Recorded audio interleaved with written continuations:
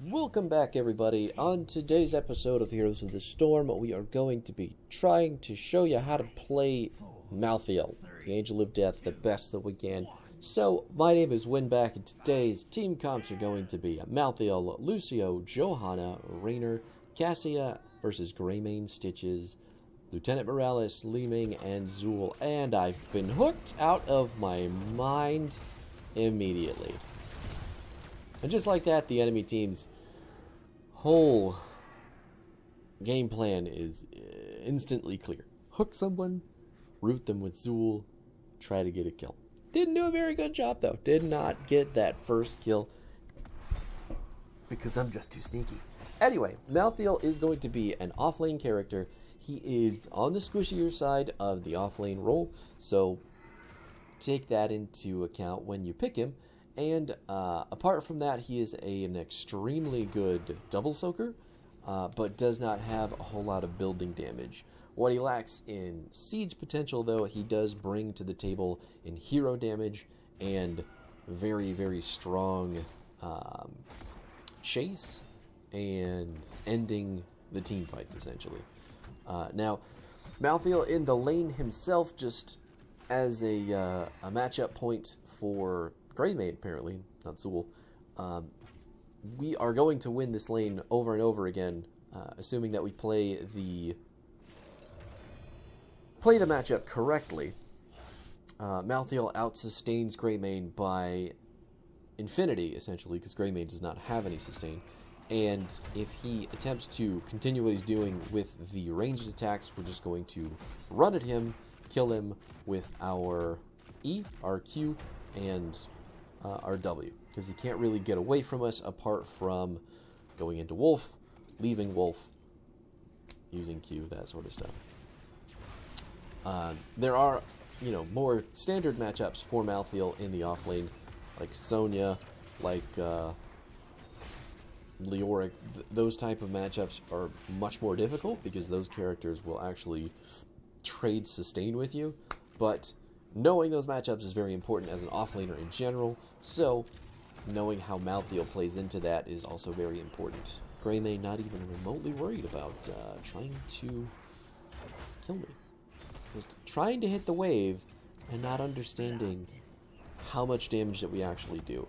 Since we hit level 4, though, we did pick up Die Alone, which is going to increase the damage of our Q by 50%. So, just like that, 183 easy damage on Morales.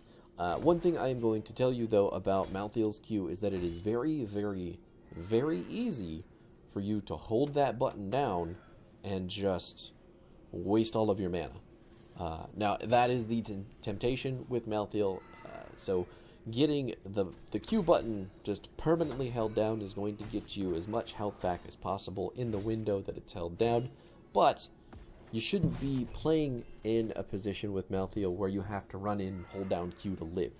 You should be engaging from different angles, from flanks. You should definitely be going in after the fight has mostly begun and a lot of cooldowns are blown, so you can kind of have that freedom to do whatever you need to on the target that you need to get to.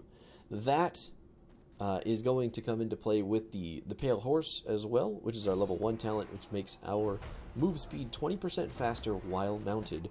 So, having that mobility off of mount is going to make it easier for Malthael just to hit people with his auto attacks, which does apply his trait, the Reaper's Mark, which is how we are even able to use our Q, the Soul Rip, on a target. So if you don't have your trait applied to them, either through your E or your auto attacks, you cannot use your Q or your W on them. Had I gone for the W there, I'm pretty sure Greymane would be dead, which is just something for me to take away. Shouldn't have been scared to go under the towers, but towers are scary this patch. Towers are spooky as fuck. Oh, please leave me alone. Now, I don't really know why he's chasing me so hard, but here we are.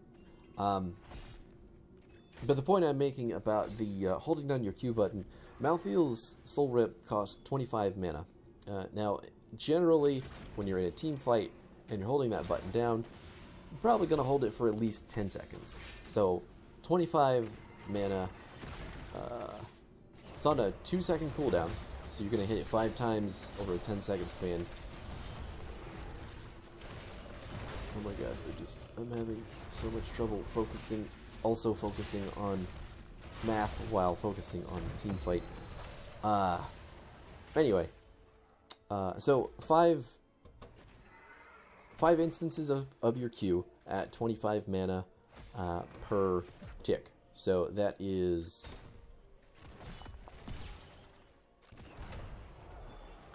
God, I'm so bad at doing that. That's 125. 125 per 10 seconds of your Q. Your mana bar is 570 large at level 8. So, just like that, any amount of team fighting with Malthael... Oh, no. The Grenade of Destiny, letting the enemy team turn in. 125 mana just instantly blown after 10 seconds of fighting with your Q. And that's just holding it down. If you're using the ability like you should be, though, you know, engaging from flanks, putting it only on a single target, using it to deal damage as a priority, rather than keeping yourself alive, is going to be much more mana efficient. Your bar is going to be much less taxed as the ability continues to net you damage where it matters most.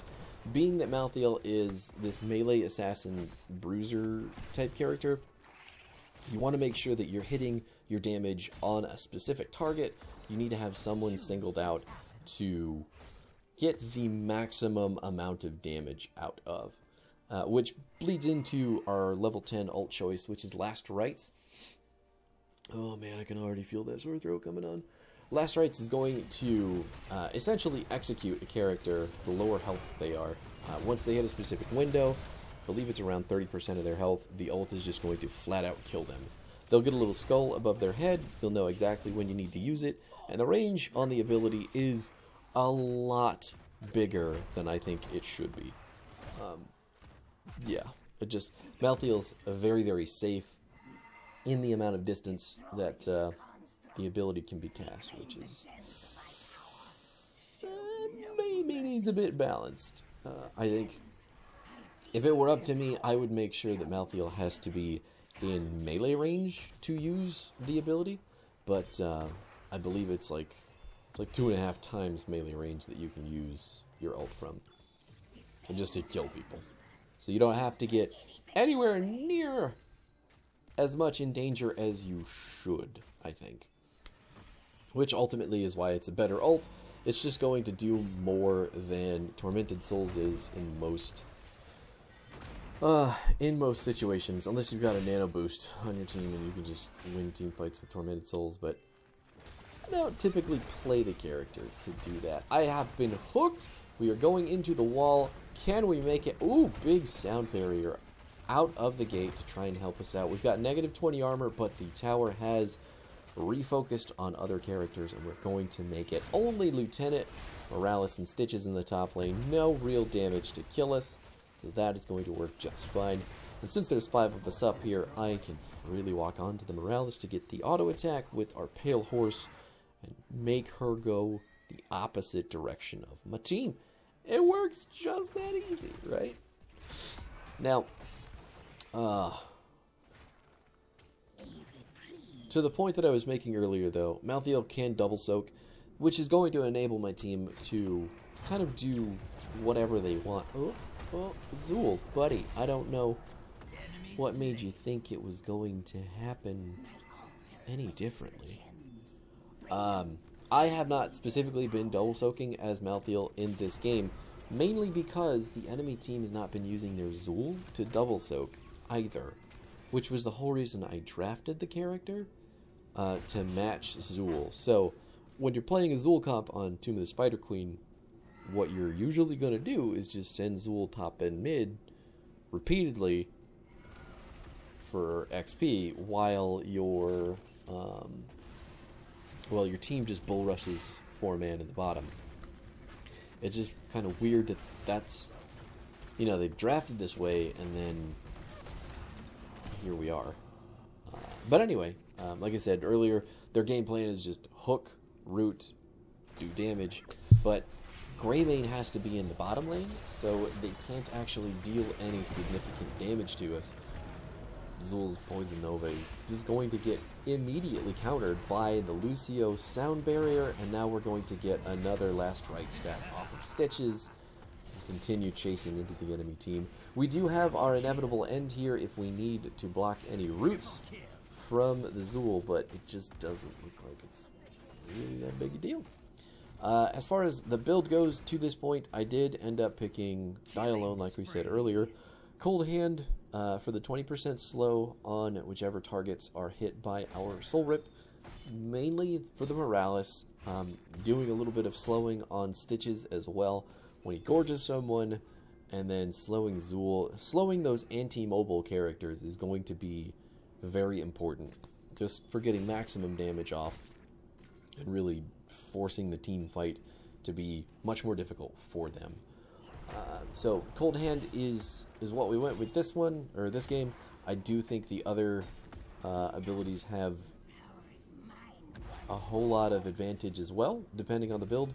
Touch of Death is normally what I'm going to pick up here, and it's probably the better decision in this game because Morales is just... You could tell earlier from the...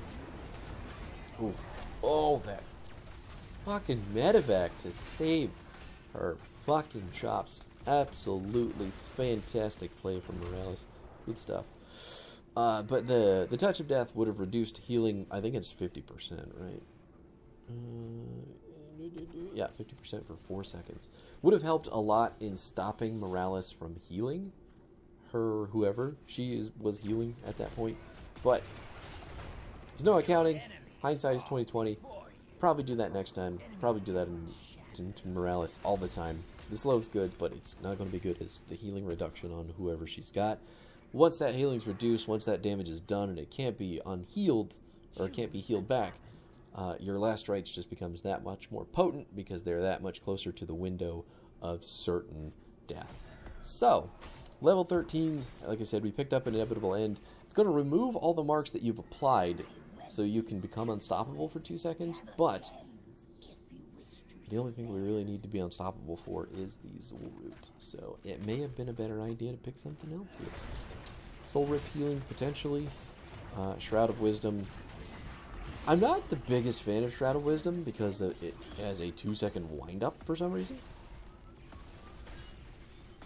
Ethereal Existence. Probably not the worst thing in the world. Oh, it's physical armor. Yeah, never mind. Pass. If that were just flat armor, totally pick this every time, but that probably goes into Malthael's previous form of Tormented Souls. He used to get armor.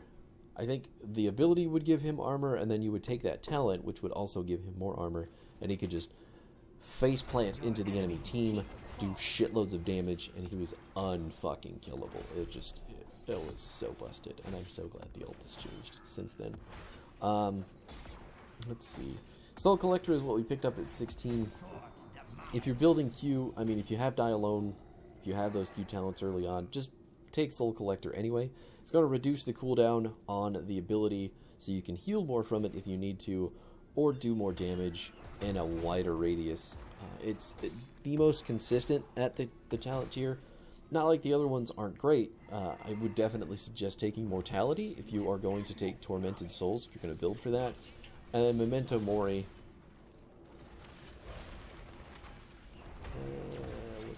Yeah, Black Harvest is. I would take Memento Mori if you're building specifically for your trait, if you're building for, you know, your Death Shroud? Yeah, I fucking knew what it's called. All that being said, though, the Q building for Soul Rip, is going to be generally the easiest way for you to get stuff done with Malthael. It's just the easiest way to do consistent damage, to do consistent clear, to make the enemy team really have to think about where they're standing, and it's just the easiest way for you to get damage on them to use your ult.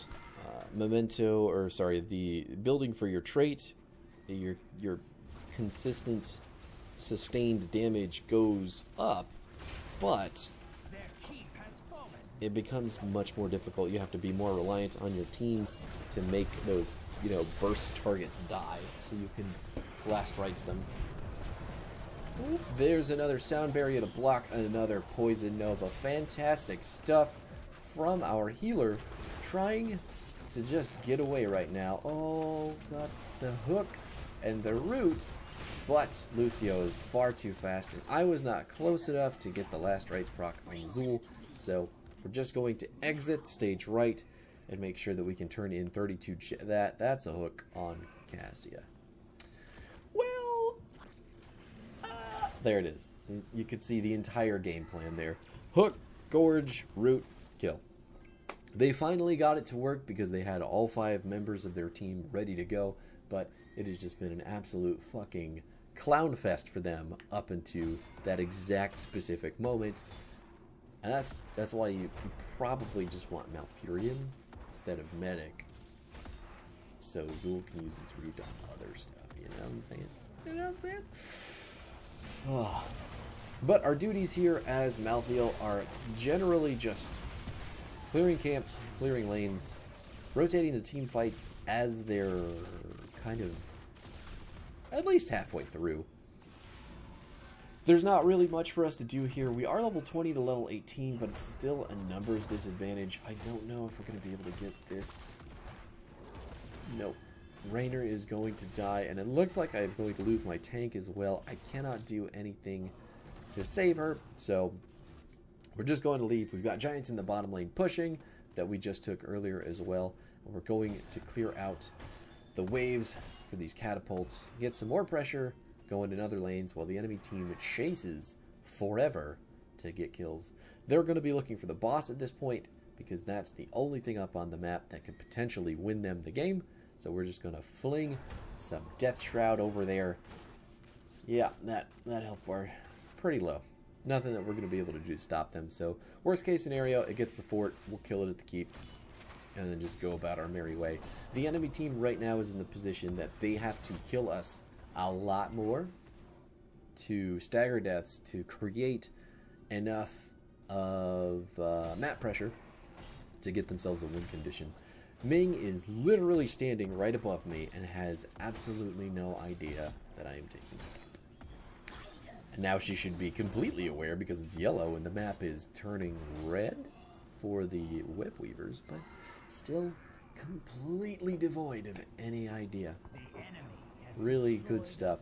Our level 20 talent is, I guess, the next talking point because the no one can stop death talent is just, it's a respawn button. It's a buyback. As soon as you die, you slap that button, you back instantaneously with the longer death timer, obviously. It's going to increase our respawn time by 25%. But if you are just playing around that cooldown, running in, using your abilities, making the most efficient use of Malthael in the team fights, and then respawning him instantaneously is going to be extremely... Are you really? Like, you know you can't fucking kill us, right?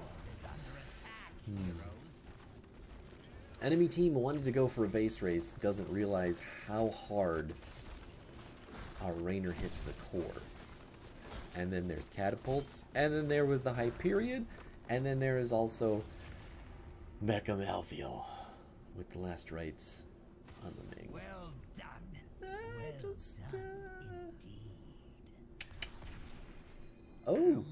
Oh, is it me? Is it really? 0 deaths, didn't even get to use our level 20 talent. Kind of sad, but also super gratifying at the same time. Here is the build one more time in case you need it. I think it is one of 3 that you can pick for Malthael, but Pale Horse at 1, Die Alone at 4, Cold Hand at 7, Last Rites at 10, Inevitable End at 13, Soul Collector at 16, No One Can Stop Death at 20. If you liked this video, feel free to let me know in the comments. Feel free to like and subscribe if you're feeling so YouTube generous.